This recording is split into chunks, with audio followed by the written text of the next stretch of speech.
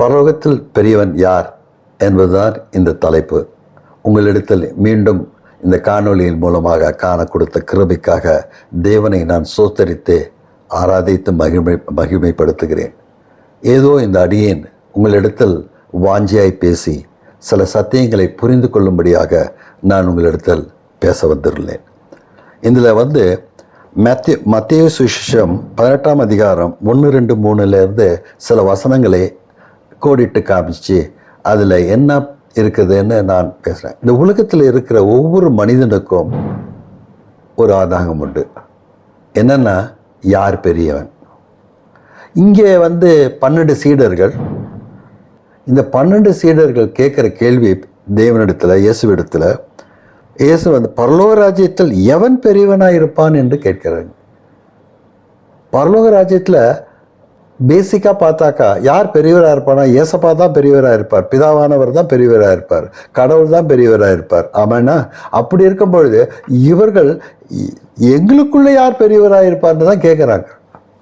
ஆனால் ஆண்டவர் செம்மையான ஒரு பதில் கொடுத்தார். இயேசு ஒரு சிறு பிள்ளையை தம்மிடத்தில் அழைத்து அதை அவர்கள் நடுவில் நிறுத்தி, நீங்கள் மனம் திரும்பி பிள்ளையை போல் ஆகாவிட்டால் பரலோக ராஜ்யத்தில் பிரவேசிக்க மாட்டீர்கள் என்று மெய்யாகவே உங்களுக்கு சொல்றார். கன்ஃபர்மேஷனாக சொல்றார். மெய்யாகவே. எப்போ மெய்யாகவேன்னு சொன்னார்னாக்கா இட்ஸ் கன்ஃபர்மேஷன். மெய்யாகவே டபுள் கன்ஃபர்மேஷன். இதில் மெய்யாகவே நான் சொல்கிறேன், ஒருத்தன் நீ பரலோகத்தில் எவன் பெரியவன் சின்னவன் நீ பார்க்காத, முதல்ல நீ பரலோக ராஜ்யத்துக்கு வரணுன்னாக்கா நீ சிறு பிள்ளையை போல இருக்கணும். ஏன் அங்கே ஆண்டவர் சிறு பிள்ளையை கோடிட்டு காண்பிக்கிறார்னா, சிறு பிள்ளைகளுக்கு குணாதிசயங்கள் எப்படி இருக்கும்? 2 பேரும் ரொம்ப டியரஸ்ட் ஃப்ரெண்டாக இருப்பாங்க. சின்ன பசங்க அடிச்சுப்பாங்க, சண்டை போட்டு சமாதானம் ஆகி ஒன்றாயிடுவாங்க. திருப்பியும் அதே தெருவில் அவங்க விளையாட போயிடுவாங்க. வா மச்சி வா போகலான்னு சொல்லிடுவாங்க. அவங்க அம்மா சொன்னே அவங்க கூட சேராதுறானாக்கா, போம்மா அவன் தான்மா என் பெஸ்ட் ஃப்ரெண்டு. நேற்று உன்னுடைய இதை பிடிக்கிட்டான்ல, அதனால என்னம்மா நான் தான் விட்டு கொடுத்தேன். இப்படி பேசி அவனிடத்துல பொறாமை இருக்காது, வன்மம் இருக்காது, வைராக்கியம் இருக்காது. அதுதான் ஆண்டவர் சொன்னார், உங்ககிட்ட பொறாமை, வன்மம், வைராக்கியம் யார் என்ன அப்படின்னு நீ நினைச்சினாக்கா நீ பரலோக ராஜ்யத்துக்கு வர்றது கஷ்டம், பிரவேசிக்க மாட்டீர்கள் என்றாரு. அப்போ யாருன்னா, சிறு பிள்ளையை போல் நான் ஆகாவிட்டால், அப்போ மெய்யாகவே நான் சிறு பிள்ளையாக மாறணும், என்னை தாழ்த்தணும், எனக்குள்ளே இருக்கிற பொறாமையை போகணும், எனக்குள்ளே இருக்கிற இந்த அதிகார மேட்டுமை இருக்கக்கூடாது, கீழ்ப்படிதல் வேணும். இது மிக முக்கியம். அதாவது மத்தேயு சுவிசேஷம் 19:14 சொல்கிறாரு, இயேசுவிடத்துல சிறு பிள்ளைகள் வர்றதுக்கு சீடர்கள் தடை செஞ்சாங்க. அப்போ என்ன சொல்கிறாரு, சிறு பிள்ளைகள் என்னிடத்தில் வருகிறதுக்கு இடம் கொடுங்கள், அவர்களை தடை பண்ணாதீர்கள், பரலோக ராஜ்யம் அப்படிப்பட்டவர்களுடையது என்று சொல்லியிருக்கார். இப்போ பரலோக ராஜ்யம் எப்படிப்பட்டவர்களது? சிறு பிள்ளையை போல இருக்கிறவர்கள். அங்கே போயிட்டு பரலோகத்துக்கு போயிட்டு நான் தேவ தூதனை விட பெரியவனா சின்னவனான்னு அங்கே போட்டியிடக்கூடாது. இது நடந்தது. தேவ தூதனாகிய லூசிஃபர் என்ன பண்ணா, தேவனிடத்தில் அவன் அற்புதமாய் சிருஷ்டிக்கப்பட்டவன் தேவனை துதிக்க ஆராதிக்க அவனுக்கிட்ட நிறையா இன்ஸ்ட்ருமெண்ட்ஸ் இருக்குது. அவனு விங்ஸை விரிச்சானாலே அவ்வளோ இன்ஸ்ட்ருமெண்ட்ஸ் இருக்கும். தேவனை அவர் அக்கினி கடலில் உட்கார்ந்து இருந்தாலும் அந்த கல் மேல் நடக்க அவனுக்கு கிருபை இருந்தது. அவரை துதிக்க அவருக்கு மாத்திரம்தான் அதிகாரம். மற்றவர்களாம் அவன் கூட இருந்து ஜெபிப்பாங்க, துதிப்பாங்க. அவனுக்கு வந்த மேட்டிமை என்ன?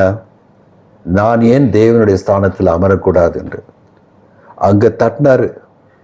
இன்னைக்கு கீழே விழுந்து மண்ணை கக்கி பல ஆத்துமாக்களை கெடுத்து கொண்டு இருக்கிற பொய்க்கு தகப்பன் என்ற பெயர் பெற்றவன் அவன். ஸோ பரலோக ராஜ்யத்தில் நம்ம போய் நம்ம பாஷையில் வாலாட்ட முடியாது.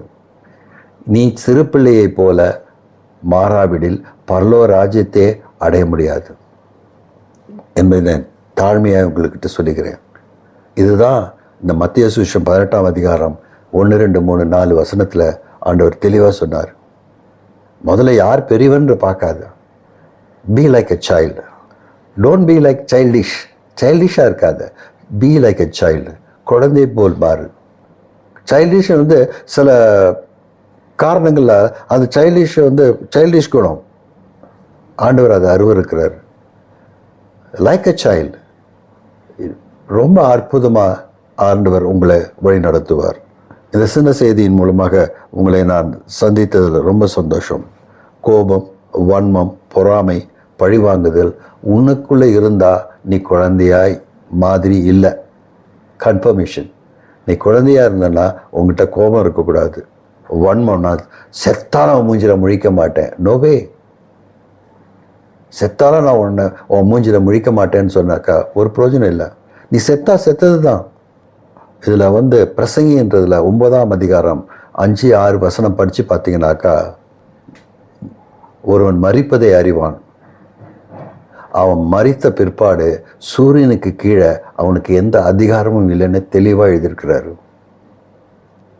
அதனால தான் சூரியனுக்கு கீழே உங்களுக்கு ஒரு அதிகாரமும் இல்லை மரித்தவனுக்கு. நீங்கள் செத்தாலும் நான் பழிவாங்கன்றது சான்ஸே கிடையாது.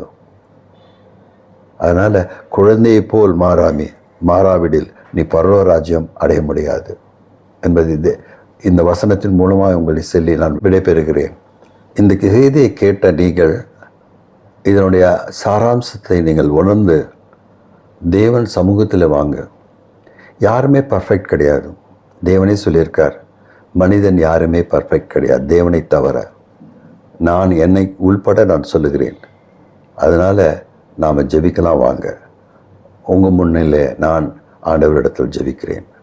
ஆண்டவரே, இதோ இந்த ஜனங்கள் இதை கேட்கும் பொழுது தங்களுடைய இதயத்தில் இருக்கிற மேட்டிமை, பொறாமை, வன்கண் இவைகளெல்லாம் எடுத்து அவர்களை சமாதானமான பிள்ளையாய் குழந்தையைப் போல அவர்களை மாற்ற நீர் வல்லவராய் இருக்கிறீர் என்று இயேசுவின் நாமத்தில் நான் ஜெபிக்கிறேன். நல்ல பிதாவே, ஆமென்.